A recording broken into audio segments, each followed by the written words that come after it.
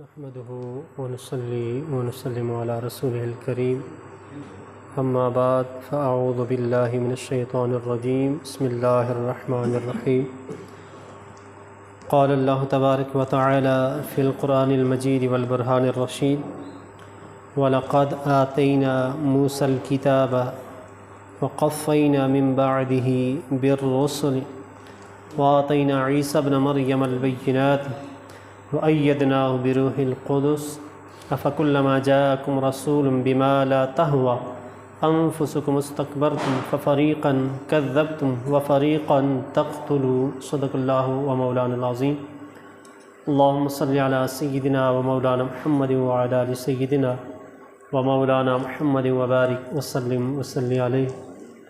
آج آپ حضرات کی اس جامع مسجد حضرت علی المرتضیٰ رضی اللہ تعالی عنہ گتی شریف، یہاں پر انجمن نوجوانان اہل سنت کی طرف سے اس درس کا انعقاد ہے۔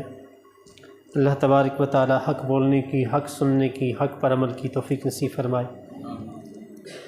10 رکوع اس سے پہلے ہو چکے، آج 11ویں رکوع کی پہلی آیت سن لیں۔ یہ قرآن ایسی کتاب ہے کہ یہ زندگی کے ہر لمحے کے لیے رہنما ہے، اور یہ ہمیں حق کی طرف بلاتی ہے یہ کتاب، اور باطل سے ہمارا ناطہ توڑ دیتی ہے۔ یہ ہمیں جنت کی طرف رستہ دکھا دیتی ہے، جہنم کا رستہ بھی واضح کر رہی ہے، اور پھر حکم یہ دے رہی ہے رب ذوالجلال کا ہمیں کہ یہ جنت کا رستہ ہے، اسے اختیار کرو، اور یہ جہنم کا رستہ ہے، اس سے دور ہٹ جاؤ۔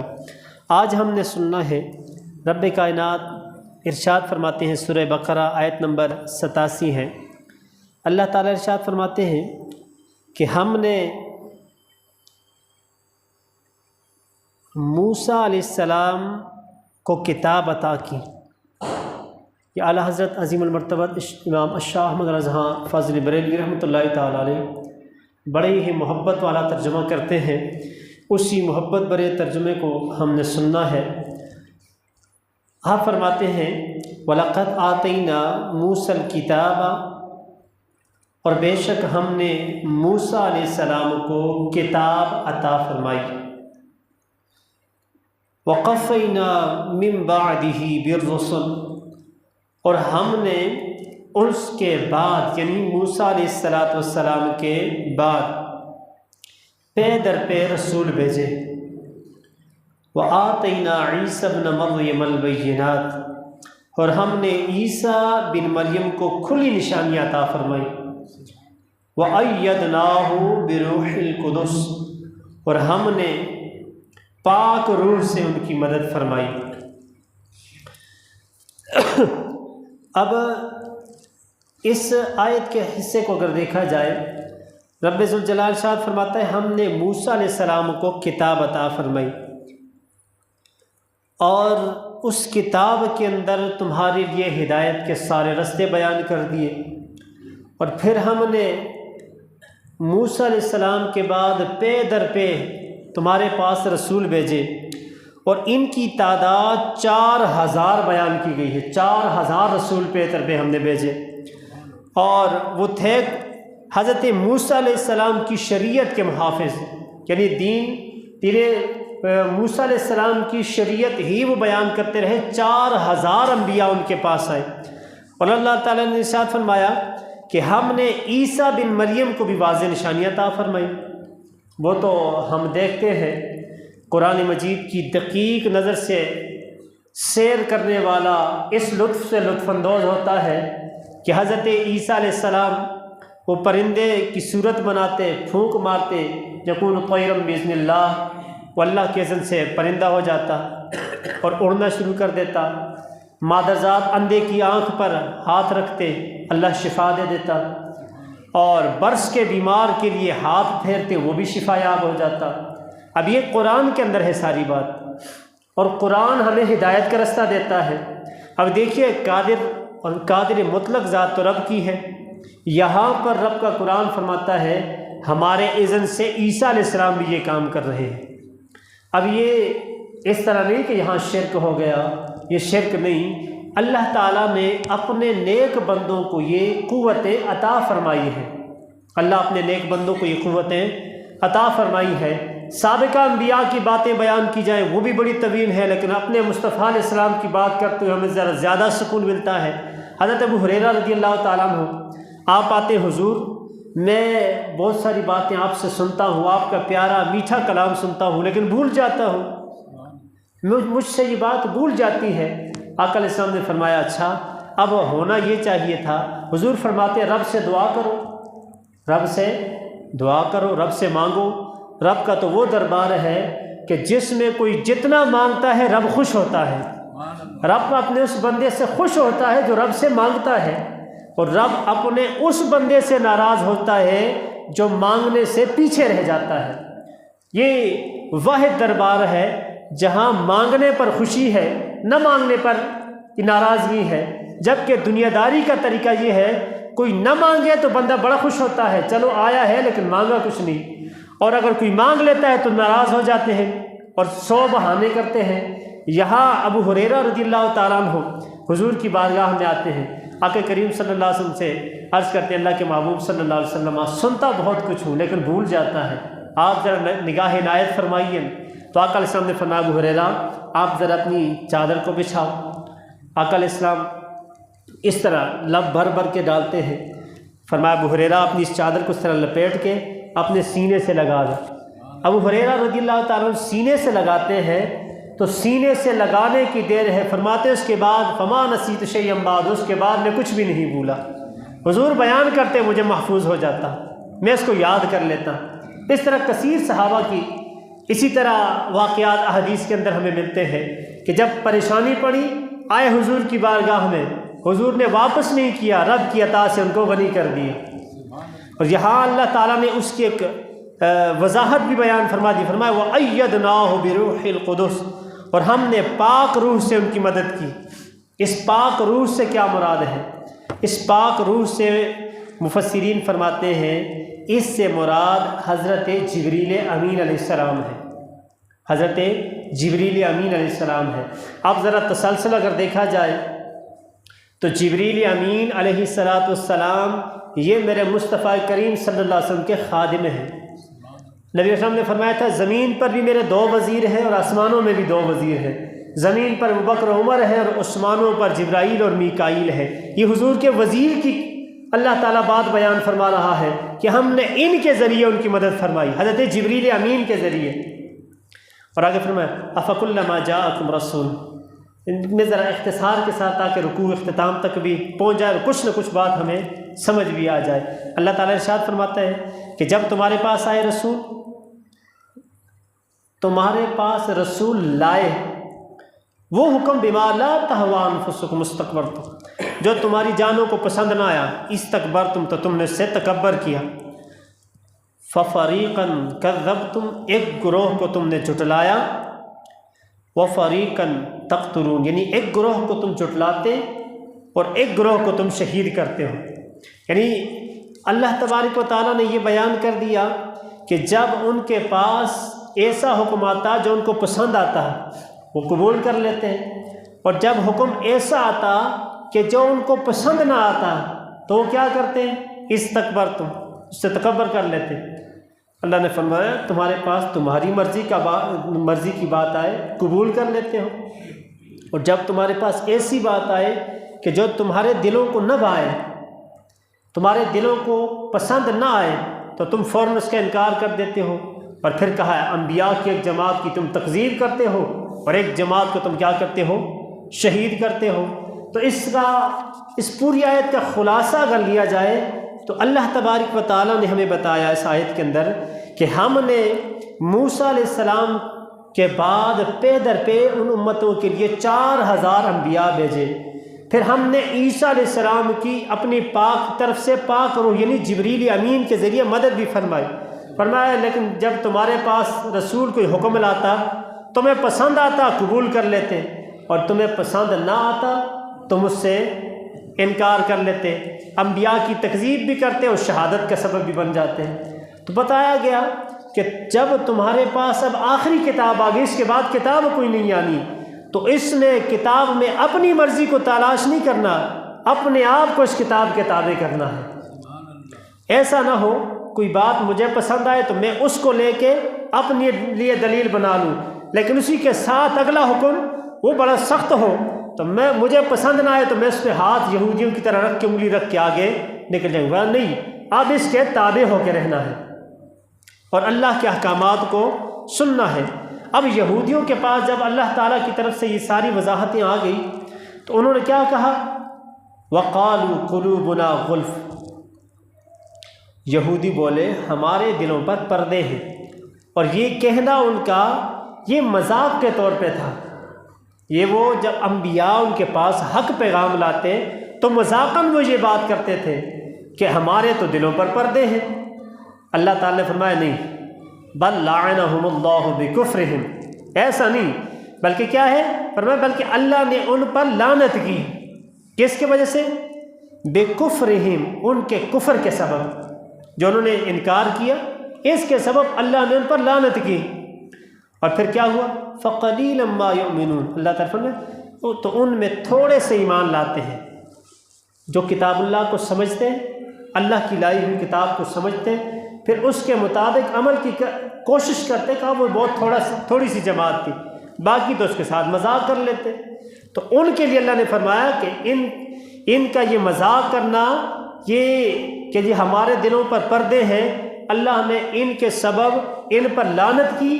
ان کا یہ قول ہی کفر والا ہے کہ اللہ کی کتاب آئے اور پھر بندہ اس کو قبول نہ کرے۔ اللہ جل جلالہ آگے فرماتے ہیں وَلَمَّا جَاءَهُمْ كِتَابٌ مِّنْ عِنْدِ اللَّهِ، جب ان کے پاس اللہ کی وہ کتاب، اس کتاب سے مراد ہے قرآن مجید، من عند اللہ، اللہ کی طرف سے، مصدق لما معہم، فرمایا جو ان کے ساتھ والی کتاب یعنی تورات کی تصدیق بھی فرماتی ہے۔ اب یہ ہمارے محبوب نبی صلی اللہ علیہ وسلم پہ نازل ہونے والا قرآن یہ سابقہ کتابوں کی تصدیق بھی کرنے والا ہے۔ اب سب انبیاء پہ جو صحیفے یا کتابیں نازل ہوئی ہیں جو اصل ہیں ان کی یہ تصدیق کرتا ہے۔ یہ الگ بات ہے کہ اب انہوں نے تحریف کر دی اس میں اور مرضی کے احکامات لے لیے اور جو طبیعت کے موافق نہ تھے ان کو چھوڑ دیا۔ جس طرح وہ ایک مشہور واقعہ وہ زنا کے، وہ جس نے زنا کر لیا تھا اس کے بارے میں تو انہوں نے کہا نہیں جی ہماری کتاب یہ کہتی ہے کہ منہ کالا کر دیا جائے، سر گنجا کر دیا جائے اور گدے پہ بٹھا کس طرح، یہ پورا کہ انہوں نے، تو عبداللہ بن سلام وہاں موجود تھے، فرمایا نہیں ان کی انگلی اٹھائی جائے، تو وہی حکم تھا جو قرآن مجید کے اندر موجود تھا۔ تو فرمایا یہ اسی لیے یہ ان کے صحیح کتاب جو اصل کتاب ہے قرآن ان کی تصدیق کرنے والا ہے۔ اور اس کے ساتھ اللہ نے بڑا زبردست ایک موضوع بیان کیا جو ہمارا عقیدہ بھی ہے، وَكَانُوا مِن قَبْلُ يَسْتَفْتِحُونَ عَلَى الَّذِينَ كَفَرُوا، اور فرمایا وہ اس سے پہلے، اب اعلیٰ حضرت نے بڑے کمال کا ترجمہ کیا، فرمائے اسی نبی کے وسیلے سے کافروں پر فتح مانگتے تھے، اسی پیارے محبوب محمد مصطفیٰ صلی اللہ علیہ وسلم کا وسیلہ پیش کرتے تھے اور کہتے اللہ اس محبوب نبی کے وسیلے سے تو ہمیں فتح نصیب فرما۔ اللہ نے وہ محبوب ہمیں عطا فرمایا ہے، تو ہمیں تو بدرجہ اولا اپنے محبوب نبی صلی اللہ علیہ وسلم کے وسیلے سے دعا مانگنی چاہیے۔ رب قبول فرماتا ہے، ہم بخیر ہیں کہ ہم دعا نہیں کرتے، رب تو بڑا کریم ہے، وہ تو قبول فرماتا ہے اور اپنے محبوب کے وسیلے سے تو دعا کو رد ہی نہیں کرتا۔ یہ الگ بات ہے کچھ دعائیں دنیا میں قبول ہو جاتی ہیں، کچھ دعائیں ہماری آخرت کے لیے قبول ہو جاتی ہیں، رد نہیں ہوتی حضور کے وسیلے سے دعا۔ اللہ تعالیٰ فرماتے ہیں فَلَمَّا جَاءَهُم مَّا عَرَفُوا كَفَرُوا بِهِ، پس جب تشریف لایا وہ ان کے پاس، یعنی جب وہ محبوب ان کے پاس آ چکا، كَفَرُوا بِهِ، جو جس کو انہوں نے پہچانا تھا جب ان کے پاس آ چکا، كَفَرُوا بِهِ، تو اس سے منکر ہو گئے اور اس کا انکار کر بیٹھے۔ اللہ پر فَلَعْنَةُ اللَّهِ عَلَى الْكَافِرِينَ، یہ منکروں پر اللہ تعالیٰ کی طرف سے لعنت ہے۔ جو اللہ اس کے رسول کے احکامات سے پھر جاتے ہیں تو پھر قرآن تو ان کے لیے یہی فیصلہ کرتا ہے۔ اب یہاں پر آقا کریم علیہ الصلاۃ والتسلیم کے وسیلے سے ساری باتیں منوائی جا رہی ہیں، رب کے ہاں عارضی پیش کی جا رہی ہے۔ محبوبہ اے اللہ تو ہمیں اس محبوب کے صدقے کی کامیابی عطا فرما۔ اور وہ سابقہ امتوں میں جب کوئی اس طرح معاملہ ہو جاتا نا تو یہودی اپنی حاجات کے لیے حضور پر نور صلی اللہ علیہ وسلم کے نام پاک کے وسیلے سے دعا کیا کرتے تھے، اور جب دعا کرتے تو اس میں وہ کامیاب بھی ہو جاتے تھے۔ جب دعا کرتے ہمارے محبوب نبی صلی اللہ علیہ وسلم کے وسیلے سے اللہ ان کی دعا کو قبول فرما دیتا، اور وہ دعا اس طرح کرتے تھے، اللہم افتح علینا وانصرنا بالنبی الامی، یا رب ہمیں نبی امی کے صدقے میں فتح و نصرت عطا فرما۔ نبی امی، یہ لفظ امی بڑا آج کل عام ہو چکا ہے، ہر زبان پہ اس کے بارے میں گفتگویں ہیں۔ ہم اس سے ذرا ہٹ کے یہ کہیں گے میرا محبوب نبی صلی اللہ علیہ وسلم امی، کس انداز میں کہ دنیا میں کسی کا شاگرد نہیں، دنیا میں میرے مصطفیٰ کریم صلی اللہ علیہ وسلم کو کسی نے نہیں پڑھایا۔ میرے مصطفیٰ کریم صلی اللہ علیہ وسلم امی نبی ہے۔ آقا علیہ السلام نے فرمایا انما بعثت معلما، میں تو معلم بنا کے بھیجا گیا ہوں، یعنی معلم استاد کو کہتے ہیں، استاد یعنی میں پڑھانے والا بنا کے بھیجا گیا ہوں، ایسا کہ دنیا میں جس کا کوئی استاد نہیں۔ اب یہاں امت اسی محبوب نبی صلی اللہ علیہ وسلم کی شان کو لے کر وہ کہتے امی کا معنی ہے ان پڑھ، اسی لیے تو قرآن کی تصحیح نہ کر سکے اور صحابہ سے غلطیاں ہوں گی، نعوذ باللہ من ذالک۔ ہم یہ کہیں گے ان کی باتوں سے ہمارا سروکار ہی کوئی نہیں۔ اعلیٰ حضرت نے فرمایا تھا جو تیرے در سے یار پھرتے ہیں پھر در بدر یوں ہی خار پھرتے ہیں۔ ہم اس بات کی طرف جاتے ہی کوئی نہیں۔ ہم یہ کہیں کہ ہمارے محبوب نبی صلی اللہ علیہ وسلم وہ ہیں کہ دنیا میں جن کا کوئی استاد نہیں، لیکن رب نے کل کائنات کا علم مصطفیٰ علیہ السلام کے سینے میں پہلے سے رکھ دیا۔ اللہ تعالیٰ نے فرمایا الرحمن علم القرآن، اللہ نے آپ کو قرآن سکھایا۔ اب قرآن کے بارے میں میرے مصطفیٰ علیہ السلام میرے رب نے کیا فرمایا کہ یہ قرآن ایسی کتاب ہے، ہر خشک و تر کا علم اللہ نے اس قرآن میں رکھ دیا ہے، ہر خشک و تر کا علم۔ اور پھر فرمایا یہ علم اللہ نے اپنے محبوب کے سینے میں رکھ دیا ہے، تو پھر پیچھے کون سی چیز باقی رہ جاتی ہے؟ رب فرماتا ہے میں نے علم رکھا قرآن میں، پھر فرمایا قرآن کا علم رکھا اپنے محبوب کے سینے میں۔ اب جب قرآن کا علم سارا محبوب کے سینے میں ہے تو پیچھے کون سی چیز رہ گئی؟ یہ الگ بات ہے کہ عطا میرا رب کرتا ہے، زبان میرے مصطفیٰ علیہ السلام کی بولتی ہے۔ یہ میرے رب کا اپنے محبوب سے محبت کا انداز ہے۔ اس انداز کو یا رب جانے یا اس کا محبوب، دنیا والوں کی جہاں عقل جا کے ختم ہوتی ہے، اس محب و محبوب کی محبتوں کی وہاں سے ابتدا ہوتی ہے۔ یہ وہی جانے ان کی محبتوں کا کیا انداز ہے۔ آگے اللہ تعالیٰ ارشاد فرماتے ہیں بئس ما اشتروا بہ انفسہم، کن برے مولوں انہوں نے اپنی جانوں کو خریدا، یعنی کتنی عجیب کم قیمت، بری قیمت کے بدلے اپنی جانوں کا وہ سودا کر بنے۔ وہ کس طرح ان یکفروا بما انزل اللہ، یہ کہ انہوں نے اللہ کے اتارے ہوئے کا انکار کیا، وہ منکر ہو گئے، جو اللہ نے اتارا اس کا انکار کر بیٹھے۔ اور فرمایا ان ينزل اللہ من فضلہ علی من یشاء، فرمایا منکروں اللہ کے اتارے سے منکر ہوں، ان کی جلن سے کہ اللہ اپنے جس بندے پر چاہے وہی اتارے۔ اب اللہ کی منشا و مرضی ہے، وہ جس کو چاہے اپنے لیے چن لیتا ہے۔ آج بھی دنیا میں دیکھیں رب کی مرضی ہے، وہ چاہتا ہے تو پولیس والے کو اپنے محبوب کی ناموس کی حفاظت کے لیے چن لیتا ہے، اپنے بارگاہ میں اس کو قبول کر لیتا ہے۔ یہ تو رب کی منشا و مرضی ہے۔ پھر اسی طرح نزول وحی کے لیے بھی رب کی منشا و مرضی، وہ جس کو چاہے چن لیتا ہے۔ وہ رب تو سب سے زیادہ جاننے والا ہے، رب سے زیادہ نہ جاننے والا، نہ سمجھنے والا، نہ معاملہ فہمی والا کوئی بھی دوسرا کوئی نہیں ہے۔ رب اپنے معاملات کو خوب جانتا ہے، وہ خوب جانتا ہے رسالت کہاں رکھنی تھی، نبوت کس کے پاس ہونی تھی، وہ خوب جانتا ہے ولایت کس کے پاس ہونی تھی۔ یہ معاملات میرا رب خوب جانتا ہے۔ فباؤوا بغضب علی غضب، اللہ فرماتا ہے تو غضب پر غضب کے سزاوار ہوئے۔ اللہ کی طرف سے غضب ہی غضب ان پر ہوا، ایک غضب بعد دوسرا غضب، تیسرا غضب، چوتھا غضب، غضب پر غضب میں وہ جو بندہ پھر رب کے ساتھ دشمنی کر بیٹھتا ہے، اللہ تبارک و تعالیٰ اس بندے کو پھر اسی طرح ذلیل کرتا ہے۔ لہٰذا ہمیشہ دعا مانگا کر اللہ ہمیں اپنی دشمنی سے محفوظ رکھے۔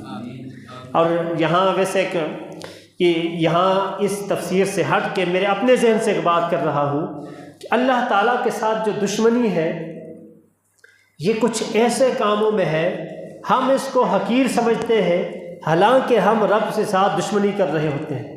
ان میں سے سب سے پہلی بات نماز کے لیے اذان ہوتی ہے تو اذان رب کے گھر سے یہ واحد گھر ہے کہ جہاں سے حق کی صدا بلند ہوتی ہے۔ اب رب کے گھر سے ہمیں بلایا جاتا ہے، آؤ کامیابی کی طرف، ہم اس کامیابی کو چھوڑ دیتے ہیں۔ اب رب فرماتا ہے آؤ، ہم کہتے ہیں ہمیں ضرورت ہی کوئی نہیں، ہماری اپنے کاروبار اپنے معاملات یہ پہلے ہیں، یہ بات مل گئی تو ہے کر لیں گے، نہیں تو بعد میں کر لیں گے۔ یعنی اس کا مطلب ہے رب ہمیں چن رہا ہے اور ہم رب کے ساتھ دشمنی کرنے پر۔ اب دیکھیے دنیا میں کتنے اور مذاہب بھی ہیں، ان کو بھی یہ حق کی ندا پہنچتی ہوگی، لیکن ان کے کان اس حقیقت کو سمجھنے سے وہ عاجز ہیں جو ہم سمجھ رہے ہیں، ان کا دل رب کی ان باتوں کو سمجھنے سے غافل ہے جس کو ہم سمجھ رہے ہیں، لیکن ہم سمجھ کے جب اس کا انکار کرتے ہیں تو یہ دشمنی ہے کہ کوئی نہیں۔ اور پھر دیکھیں ہم جوانی میں کوشش کرتے ہیں، جب ہم 45 سال سے اوپر ہو جائیں گے تو پھر انشاءاللہ نماز قضا کی بھی موبائل ایپ لگا لیتے ہیں کہ جتنی نمازیں قضا ہیں ساری ادا کرتے رہیں گے۔ تو بدبخت آدمی نہیں ہے کہ جس کو رب کائنات جوانی میں اپنے سامنے جھکنے کی توفیق نہیں دے رہا، وہ بدبخت ہے کہ نہیں؟ بڑا بدبخت ہے وہ کہ رب جوانی میں جس کو اپنے سامنے جھکنے کی توفیق نہیں دے رہا۔ اب دیکھو کسی فارسی والے نے بڑی پیاری بات کی تھی، کہا تھا در جوانی توبہ کردن شیوہ پیغمبری، یہ جوانی میں توبہ کر کے اپنے رب کی بارگاہ کی طرف آ جانا اور رب کے ہاں آ جانا، یہ تو پیغمبری طریقہ ہے، سنت عمل ہے۔ فرمایا وقت پیری گرگ ظالم میں شبت پرہیزگار، بڑھاپے میں جان کو چیر کے ٹکڑے کر دینے والا چیتا، شیر، درندہ، وہ بھی پاؤں رکھ کے پرہیزگار بننے کی کوشش کر لیتا ہے، کیونکہ اب اس میں وہ قوت ہی باقی نہیں رہتی۔ آج جوانی ہے، بدن میں طاقت ہے، تو جو آج عبادت کرتا ہے اس کو جو لذت نظر آئے گی، جو لذت مٹھاس ملے گی اس عبادت کی، وہ بڑھاپے میں کبھی بھی نہیں آ سکتی۔ بڑھاپے میں تو بندہ پھر پتہ ہے کہ اب جانا ہی قبر کی طرف ہے اور کوئی منزل ہی نہیں، تو پھر وہ توبہ ہی توبہ کرتا رہتا ہے۔ لیکن جوانی میں جو توبہ کر لے، کمال تو اس کے اندر ہے، کمال اس کے اندر ہے۔ اللہ تعالیٰ ارشاد فرماتے ہیں، اچھا یہ تو ضمناً ایک بات آ گئی کہ جو رب کے ساتھ دشمنی کر لیتا ہے، دیکھو پھر رب اس سے سجدے کی توفیق چھین لیتا ہے، اور وہ کہتا ہے امام صاحب نے مجھے نماز کا کہا میں نہیں پڑھتا، میری امام صاحب کے ساتھ بنتی کوئی نہیں، حالانکہ اندر اس کو یہ پتہ کوئی نہیں ہے کہ امام صاحب کے لیے تو ہم نماز پڑھتے کوئی نہیں، نماز تو اللہ کے لیے ہے، سجدہ تو ہم رب کے لیے کرتے ہیں۔ رب ہمیں توفیق نہیں دے رہا، ہمارا کون سا گناہ ہے جو رب کائنات کے ہاں اتنا بڑا ہے کہ رب ہمیں اپنے سامنے جھکنے کی توفیق نہیں دے رہا؟ اس پہ تو ہمیں استغفار کرنا چاہیے، جبکہ ہم اس پہ اکڑ جاتے ہیں۔ یہی تو اپنے رب کے ساتھ دشمنی ہے، یہی تو بغاوت ہے، یہی تو دشمنی ہے۔ رب فرماتے ہیں آؤ مانگو میں تمہیں بخش دوں، ہم کہتے ہیں ضرورت ہی کوئی نہیں، یہی تو بغاوت ہے، یہی ہماری دشمنی ہے۔ اللہ تعالیٰ فرماتے ہیں وہ غضب پر غضب میں لوٹے، اور آگے فرمایا وَلِلْكَافِرِينَ عَذَابٌ مُّهِينٌ، کافروں کے لیے بڑا دردناک عذاب ہے، ذلت والا عذاب ہے۔ اور یہ عذاب یہ تو ہمارے ہاں بھی ایک معقولہ ہے کہ مرنے کے بعد کس نے دنیا میں آنا ہے، یہاں جو مرضی کر لو، لیکن اگر ایک بندہ وہاں سے واپس دنیا کی طرف آ جائے نا، تو سوائے اس کے عبادت کے کسی کام کی طرف نہ جائے کہ رب کا عذاب بڑا سخت ہے، اِنَّ بَطْشَ رَبِّكَ لَشَدِيدٌ، اللہ کی پکڑ بڑی سخت ہے۔ وہ جب پکڑتا ہے تو پھر جس کو پکڑ لیتا ہے اس کو سمجھ آ جاتی ہے، وہ دنیا میں بھی ذلیل ہو جاتا ہے، قبر میں جاتا ہے وہاں بھی اس کے لیے جہنم کا عذاب، پولیس رات پہ بھی وہ ذلیل، جہنم کا وہ ایندھن بن جاتا ہے۔ جو رب کی معرفتوں کی طرف آ جاتا ہے پھر رب اتنا مہربان ہے، رب فرماتا ہے پھر زبان اس کی ہوتی ہے، کلام رب کا ہوتا ہے، سونگھنے کے لیے ناک اس کی ہے، قوت رب کی کام کر رہی ہوتی ہے، پکڑنے کے لیے ہاتھ اس کا ہوتا ہے، قوت رب کی کام کر رہی ہوتی ہے، دیکھنے کے لیے نگاہ تو اس کی ہے لیکن قوت رب کی کام کر رہی ہوتی ہے۔ یہ پھر رب اپنے انعامات کثیر کر دیتا ہے اس بندے پر، لیکن جو رب کا ہو کے رہے، جو رب سے بغاوتیں کرتا پھرتا ہے، پھر وہ ان انعامات سے محروم ہو جاتا ہے۔ آگے رب کائنات نے ارشاد فرمایا وَإِذَا قِيلَ لَهُمْ آمِنُوا، اور جب ان سے کہا جائے کہ ایمان لاؤ بما انزل اللہ، اس پر جو اللہ نے اتارا، تو کیا کہ قالوا نؤمن بما انزل علینا، وہ کہتے ہیں جو ہماری طرف اتارا گیا ہم اس پر ایمان لائے، ویکفرون بما وراء، اور کہتے ہیں جو ہم پر اترا اس پر ایمان لاتے ہیں اور باقی سے منکر ہوتے ہیں، یعنی جو ہماری طرف یعنی اپنی کتابوں کی طرف کہتے ہیں جو ہم پہ آئے ٹھیک نہیں ہے، ہم اس کے علاوہ کے منکر ہیں۔ اللہ تبارک نے فرمایا وَهُوَ الْحَقُّ، اللہ تعالیٰ نے ارشاد فرمایا وہ حق ہے، مُصَدِّقًا لِمَا مَعَهُمْ، ان کے پاس والے کی تصدیق فرماتا ہوا۔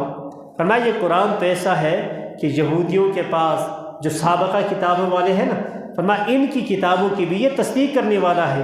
ان کی نظر تنگ ہے، ہماری نظر وسیع ہے، ہم نے نہ کسی نبی کی کبھی توہین نہیں کی۔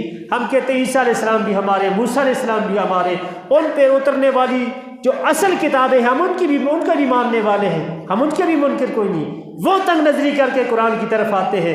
رب فرماتے ہیں بدبختو یہ قرآن تو تمہاری کتابوں کی بھی تصدیق کرنے والا ہے، تمہیں تو شکریہ کے طور پہ بدرجہ اولا اس کتاب کی طرف آنا چاہیے کہ یہ ایسی عظیم کتاب آئی ہے جو آقا علیہ السلام کے سینہ اطہر پر نازل ہوئی ہے، یہ ان کی شریعت کو بھی بیان کر رہی ہے، ہماری کتابوں کی تصدیق بھی کر رہی ہے۔ سبحان اللہ۔ اس کا مطلب ہے کہ جب کتابوں کی تصدیق کرتی ہے تو ان کے انبیاء کی بھی تصدیق کر رہی ہے کہ ان کے نبی بھی حق ہے، ان پر نازل ہونے والی اصل کتابیں وہ بھی حق ہے۔ اللہ فرمائے قل فلم تقتلون انبیاء اللہ من قبل ان کنتم مؤمنین، اللہ تعالیٰ فرماتا ہے چلو تمہاری بات مان لیتے ہیں کہ تم اپنی کتابوں کو ماننے والے ہو، تو فرمایا پھر تم فرماؤ کہ پھر تم اگلی انبیاء کو کیوں شہید کیا تم نے اگر تم اپنی کتابوں پر ایمان تھا۔ اللہ تعالیٰ فرماتا ہے چلو یہی بات ہے، تم اپنی کتابوں کو ماننے والے تھے تو تم نے 4000 انبیاء جو تمہاری طرف آئے تو تم نے ایک دن میں سینکڑوں بلکہ درجنوں انبیاء کو شہید کیا، یہ کیوں کیا؟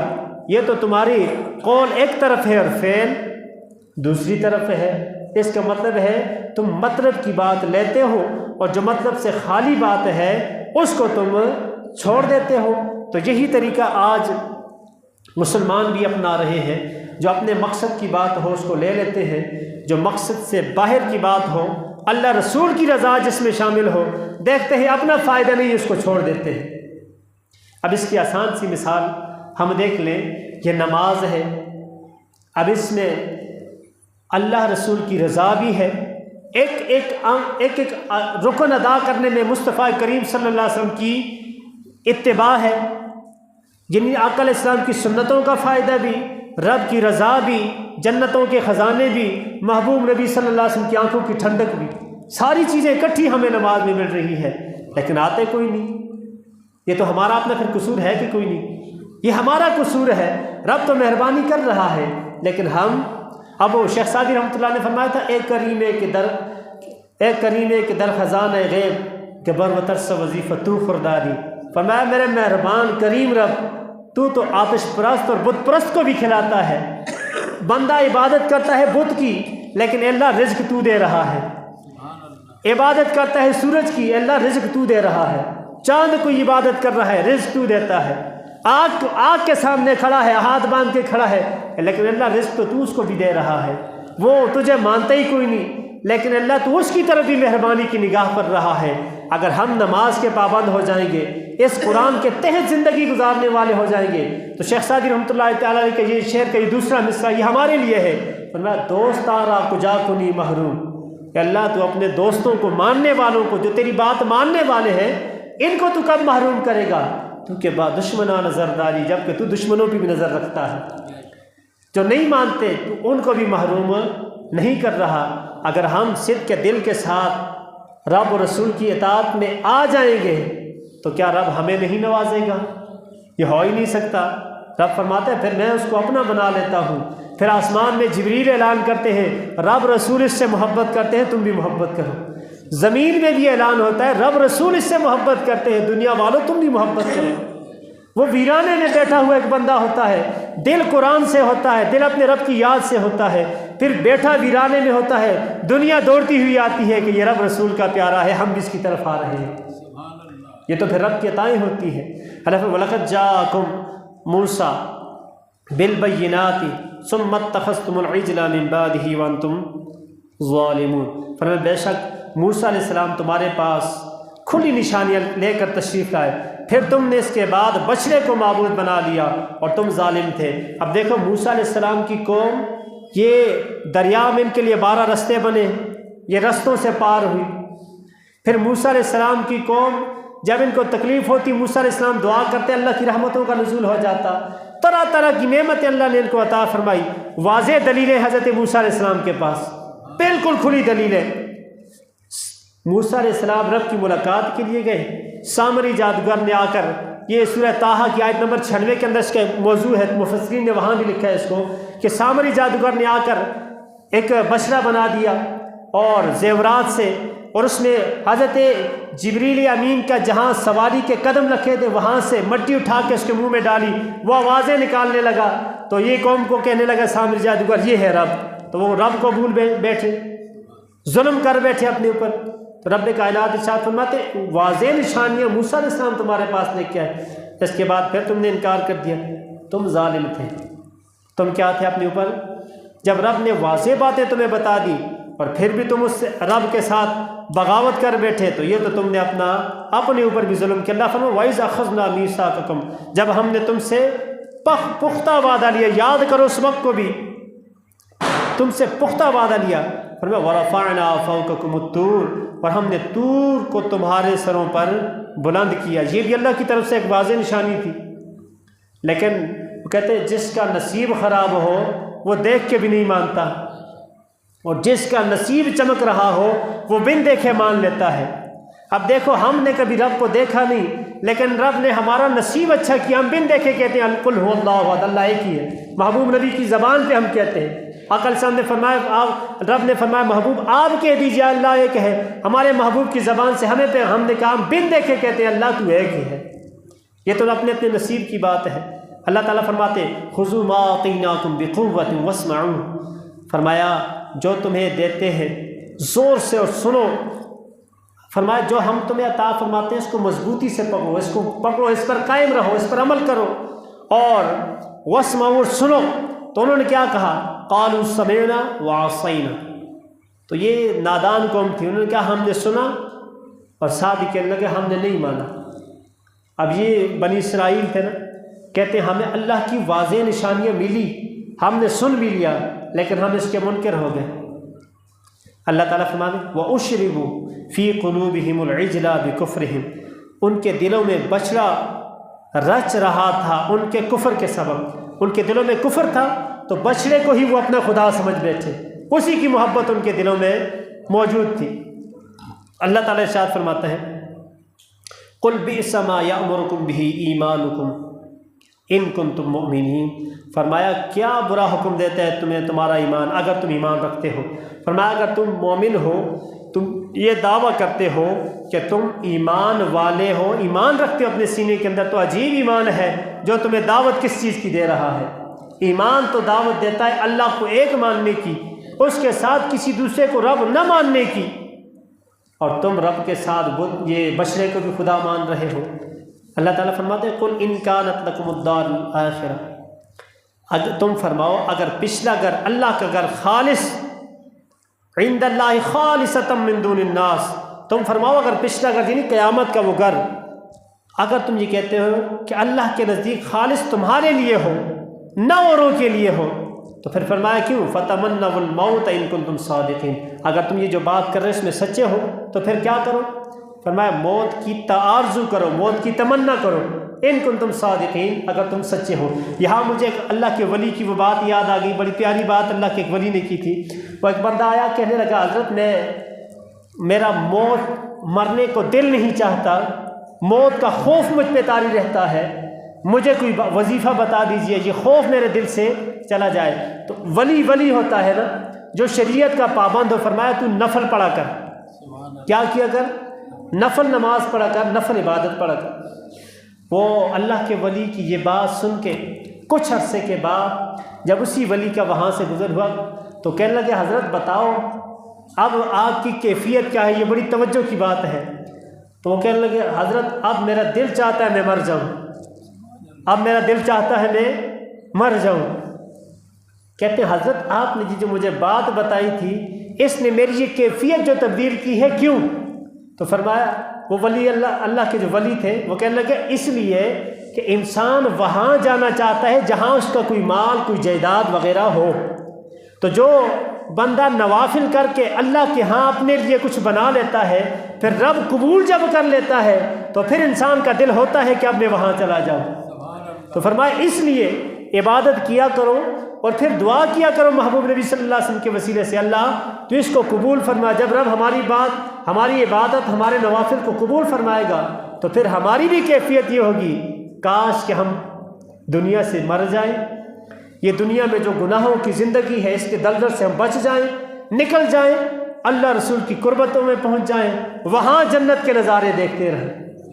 اور ان نظاروں کو دیکھنے کے لیے دنیا میں محنت ضروری ہے۔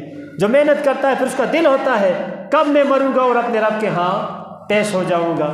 اللہ تعالیٰ ارشاد فرماتا ہے اگر تمہارے لیے بھی اس طرح ہے تو موت کی تمنا کرو اگر تم سچے ہو۔ فرماتے ہیں اللہ تعالیٰ وَلَن يَتَمَنَّوْهُ أَبَدًا بِمَا قَدَّمَتْ أَيْدِيهِمْ، اور وہ کبھی بھی موت کی تمنا نہیں کریں گے اس کے سبب جو ان کے ہاتھوں نے آگے بھیجا، یعنی جو انہوں نے بدعمالیاں کی ہیں، جو گناہ کیے ہیں، جو ظلم و زیادتی کی ہے، کسی کی زمین دبائی ہے، کسی کا مال ناجائز ہڑپ کیا ہے، رستے بند کیے ہیں، مسجد کا پانی بسا اوقات بند کر دیتے ہیں، مسجد کا تعاون بند کر دیتے ہیں، اپنے امام کا تعاون بند کر دیتے ہیں، اللہ کی جو یہ حقوق العباد میں جتنی بھی چیزیں ہیں، والدین کی نافرمانی کرتے ہیں، اولاد کی تربیت میں کمی کرتے ہیں، یہ ساری چیزیں جتنی بھی ہیں جب یہ کر لیتے ہیں تو پھر جب یہ گناہوں کے ساتھ بالکل پر ہو جاتے ہیں تو رب فرماتے ہیں وَلَن يَتَمَنَّوْهُ أَبَدًا بِمَا قَدَّمَتْ أَيْدِيهِمْ، ان کے ہاتھوں نے جو آگے بھیجا ہے نا ان کے اعمال، اس کے سبب یہ پھر کبھی بھی موت کی آرزو نہیں، اگرچہ ہے حکومت لیکن ہمارے لیے بھی تو رہنمائی ہے نا، قرآن میں ہمارے لیے بھی تو رہنمائی ہے۔